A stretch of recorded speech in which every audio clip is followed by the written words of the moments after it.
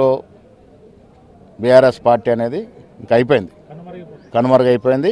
ప్రజలు ఆనాడు కూడా కాంగ్రెస్ పార్టీ గెలిపిస్తేనే మీకు 39 సీట్లు ఇచ్చారు. ఎందుకంటే ప్రతిపక్ష హోదా ఉండి జాగ్రత్తగా చేయాలి. ఫామ్ హౌస్ పరిమితం అయిపోయి వానలు వర్షాలు కూడా బీభత్సమైతే ఒకరోజు పలకరింపుకు రాలే.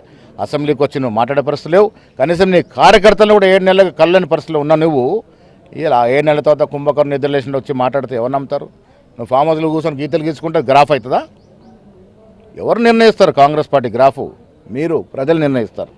ఇలా బీసీలకు రిజర్వేషన్ ఇచ్చాం, 56% కుల సర్వేలో 56% బీసీలు ఉన్నారని అఫీషియల్ డాక్యుమెంట్ ఇచ్చాం. వారు నిర్ణయిస్తారు కాంగ్రెస్ గ్రాఫ్ని. ఎస్సీలకి సబ్ కేటగిరీ చేస్తూ ఉన్నాం, వారు నిర్ణయిస్తారు కాంగ్రెస్ గ్రాఫ్ని. ఎస్టీలను ఆదుకుంటా ఉన్నాం, ఈబీసీలను ఆదుకుంటా ఉన్నాం, ఉద్యోగాలు ఇస్తూ ఉన్నాం. 56,000 ఉద్యోగాలు ఇచ్చాం ఈ రాష్ట్రంలో, ఇంకా ఇస్తాం. వారు కాంగ్రెస్ పార్టీ గ్రాఫ్ని నిర్ణయించేది. కేసీఆర్కి ఏం హక్కు ఉంది కాంగ్రెస్ గ్రాఫ్ గురించి మాట్లాడేది?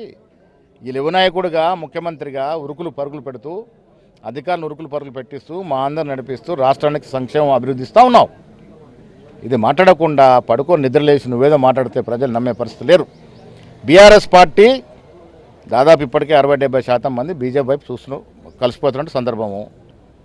మిగతా వాళ్ళు కూడా అటు ఇటు దిక్కులు చూస్తూ ఉన్నారు.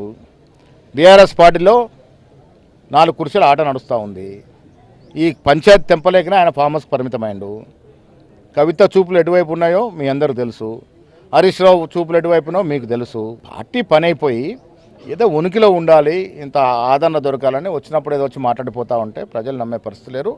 మా గ్రాఫ్ బేసిక్గా ఉంది, సంక్షేమం అభివృద్ధి నడుస్తూ ఉంది. 4 ఏళ్ల తర్వాత ఎన్నికల్లో మా గ్రాఫ్ 100 సీట్లు